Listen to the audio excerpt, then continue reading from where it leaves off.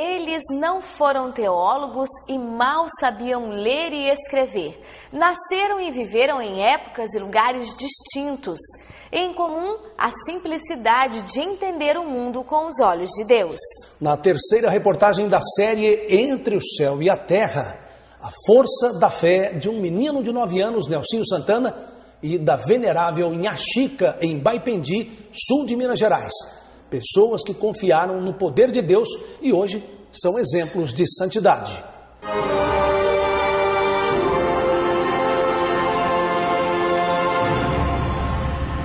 Os bordados movem Ibitinga desde 1930. A criatividade está presente nos detalhes de cada tecido. A feira é tão tradicional que a cidade passou a ser reconhecida como a capital do bordado. Mas 48 anos atrás, uma outra história quase que passou despercebida pela maioria dos moradores, tanto daqui quanto de toda a região. Hoje, ela se encontra literalmente guardada dentro da igreja matriz da cidade, a do Senhor Bom Jesus. É a história de Nelsinho Santana. Nelsinho tinha apenas 8 anos de idade. A queda durante uma brincadeira causou fratura no braço, mas ele suportou toda a dor em silêncio. Nunca doeu e nunca queixou do sofrimento dele. Não. O menino foi internado na Santa Casa de Araraquara, interior de São Paulo. Aqui foi diagnosticado que Nelsinho teria osteosarcose, um tipo de tumor nos ossos que se irradia até os pulmões. Essa doença custou a ele a perda do braço esquerdo. Mas foi durante o período de 1 ano e 8 meses em que ele se encontrou internado nesta Santa Casa que surgiram 2 situações, no mínimo, misteriosas. Primeiro, um diálogo espiritual. Segundo, uma estranha coincidência que certamente o levaria a galgar os degraus da santidade. Padre Rodolfo tinha apenas 2 anos de sacerdócio quando conheceu Nelsinho na pediatria. O menino revelava estar em diálogo com Jesus. Ele um dia disse assim: padre, estou pedindo para Jesus para passar o Natal no céu. Ficar do lado dele e trabalhar na intercessão. Eu ficar do lado dele para pedir pelas pessoas que precisam de ajuda. Dia 24 de dezembro de 1964. Ainda pela manhã, Nelsinho recebeu a Eucaristia. Acabei de falar com Jesus agora e ele disse que está tudo combinado. Ele aceitou tudo que nós combinamos e que nós queríamos que fosse acontecer, vai acontecer. Hoje, quando o sol entrar, ele vai me levar. Ele não podia nem prosear, nem se mexer. Cheguei lá, bença, pai. Ele falou: Deus te abençoe. Pai, não chora para mim, eu vou para o céu com Deus essa noite. Faleceu às 7 horas da noite, conforme havia previsto. Foi dito e feito. Ele sabia. Mas deixou algo combinado também com o padre. No momento em que o padre levanta Jesus, hóstia, peçam para Jesus que eu estou do lado dele, puxando a manga dele para atender. Padre Rodolfo tirou uma cópia da certidão de óbito para os fiéis. Com essa certidão, quanta coisa aconteceu já naquela época. O que não falta para Mariana é fôlego. Mas o nascimento dela foi conturbado. Ela veio ao mundo prematura, no 5º mês de gestação. Pesava pouco mais de 1 quilo. Depois de uma cirurgia cardíaca, adquiriu outra doença, causada por uma bactéria no pulmão. Estava à beira da morte. Os médicos haviam dito que não tinha mais o que fazer, que eles poderiam pensar em até desligar os aparelhos.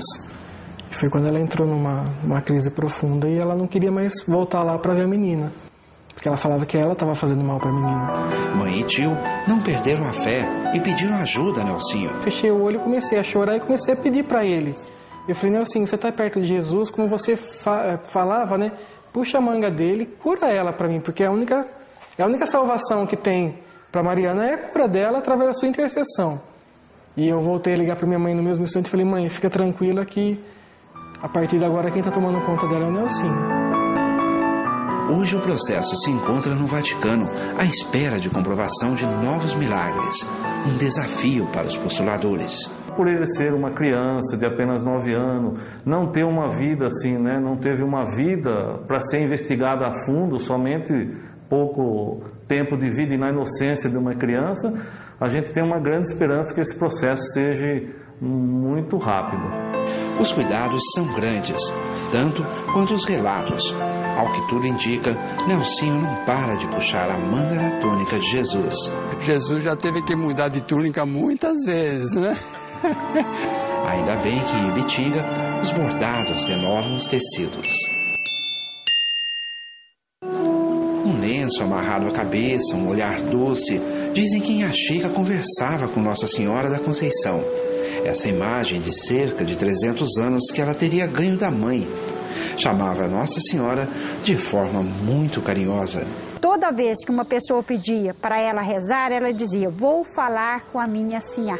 Sinhá conversava mesmo com Inhaxica. Ela sonha com Nossa Senhora pedindo um órgão para ela. Ela não conhecia, não sabia que instrumento que era. Então ela vai perguntar ao padre da época, Monsenhor Marcos, e ele diz: é um órgão, é um instrumento chamado órgão, é muito caro e é impossível conseguir. Ela responde: Nossa Senhora quer. E comprou no Rio de Janeiro e veio até Barra do Piraí no trem, e de Barra do Piraí até Baipendi chegou num carro de boi. Diz que o órgão chegou aqui na igrejinha e não tocava. Era uma quinta-feira. E ela disse: olha, vem amanhã às 3 horas da tarde, que Nossa Senhora quer que ele toque na hora da ladainha. E no dia seguinte o órgão tocou perfeitamente. Toda sexta-feira, 3 horas da tarde. Era o horário marcado de Inhaxica para conversar com Nossa Senhora. 4 anos atrás, seu Newton teve a ideia de retomar essa rotina e recebeu uma graça. Quando ela recebeu o título de venerável, a notícia veio exatamente na hora do terço. 117 anos depois da morte de Inhaxica, as graças não param de acontecer. Curas espetaculares, retratos da fé católica. Pobres e marginalizados, atraídos pela simples senhora de terço nas mãos. Tudo quando eu peço, eu vou rezo para ela me ajuda. É no serviço, na circunstância da gente, no livrar de perigo, todo mal. Reze para ela. O mistério tem perfume de santidade. Seu Adílio sentiu esse cheiro numa reforma do santuário próximo do local onde o corpo dela estava enterrado. Eu pegava a terra, cheirava de amelia. Onde as mãos dos fiéis não alcançam, eles intercedem, como um elo formado pela sabedoria e pela simplicidade. Porque eu nunca esperava de ver o sofrimento dele e ver essa alegria que chegou, graças a Deus.